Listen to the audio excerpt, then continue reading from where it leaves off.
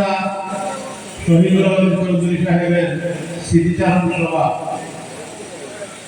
এখানে বসে বসে ওনার একান্ত অনুগামী যারা ছিলেন, যারা তার সঙ্গে সময় অতিবাহিত করেছেন, অনেক কিছু এখানে বসে আমরা শুনেছি। মরহুম শহীদুল আলম চৌধুরী সাহেবকে কাছে থেকে দেখার সৌভাগ্য আমাদের হয়নি যদিও, কিন্তু তার অনেক সভা সমিতিতে আমি উপস্থিত হয়েছি, তার বক্তৃতা শুনেছি এবং তিনি যে একজন দক্ষ প্রশাসক ছিলেন, তিনি যে একজন কাজের লোক ছিলেন তা আমরা দূর থেকে অনুধাবন করতাম।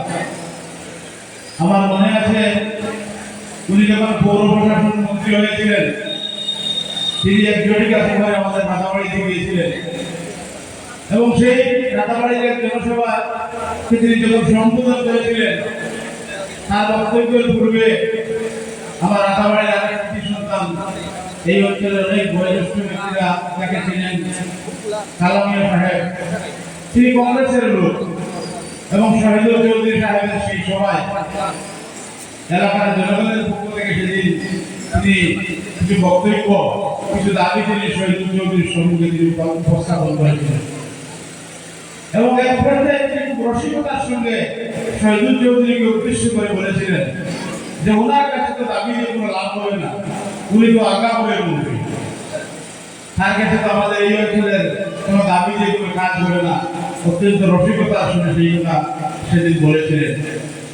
তার জবাবে শহীদুল চৌধুরী সাহেব বলেছিলেন যে কালামিয়া সাহেব ঠিকই বলেছেন, আমি আলগাপুরের মন্ত্রী, আলগাপুরের জনগণ আমাকে ভোটও দিয়েছেন, সঙ্গে নোটও দিয়েছেন। সেদিন আমরা উপলব্ধি করেছি যে আলগাপুরবাসী, হাইলাকান্দিবাসী মানুষের সঙ্গে শহীদুল চৌধুরীর প্রাণের সম্পর্ক ছিল, তার নারীর সম্পর্ক ছিল। তিনি অকপটে সেদিন স্বীকার করেছিলেন সরকারি অনুষ্ঠানে। তো আমরা শহীদুল আলম চৌধুরী সাহেবকে, আমি ওনার সরকারি চেম্বারে ওনার সঙ্গে দেখা করেছি। তিনি খুব সুন্দর দেহের অধিকারী ছিলেন। তার সিকিউরিটি অফিসার যেটা আমাকে অ্যালাউ করেছে তার রুমে, তার কি লাল টি শার্ট তার পরনে ছিল, আমার আজও মনে আছে তার মুখমণ্ডল দপ্তরে সাদা মূর্তি, যেমন সমস্ত কামরাকে উজ্জ্বল করে তিনি তার চেয়ারে বসে আছেন। সেদিন বিভাগ তার মধ্যে আমার শ্রদ্ধার পক্ষে গৌরব হয়েছিল। শহীদুল আলম চৌধুরী সাহেবের আরেকটি ঘটনা আমাদের করিমগঞ্জ জেলায়, তিনি যখন মন্ত্রী ছিলেন, আমাদের গ্রামেরই একটু যিনি এসপি অফিসে কাজ করতেন, কোন এক কারণে এসপির সঙ্গে তার কথাবার্তা একসঙ্গে এক পর্যায়ে এসপি সাহেবের সঙ্গে তার মতবিরোধ ঘটেছিল। কোন কারণে এসপি সাহেব তাকে কুকরায় ট্রান্সফার করে দিয়েছে। তার বড় ভাই শহীদুল চৌধুরী সাহেবের কাছে গিয়ে সেদিন বলেছিলেন যে আমার ভাইকে এভাবে অন্যায় বিভাগ রুগী, তাকে করিমগঞ্জ থেকে কুকরা থেকে বিনা কারণে ট্রান্সফার করা হয়েছে।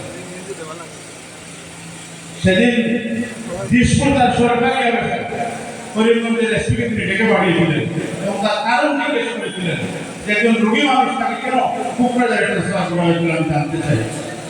জবাবে এসপি সাহেব বলেছিলেন যে তিনি পিটিশন দিয়েছেন তাকে ট্রান্সফার করার জন্য। মন্ত্রী বলেছিলেন যে সেটা মিথ্যা কথা, তার স্ত্রী তাকে পিটিশন দিয়েছে যে তিনি একজন ডায়াবেটিস রোগী, তিনি একজন তার একদিকে তার প্যারালাইজ ছিল, যে সে এক অন্যত্র যেতে পারবে তাকে কনসিডার করার জন্য তার সরকারি আবাসে বসে তাকে সেই ট্রান্সফার স্টে করা হয়েছে।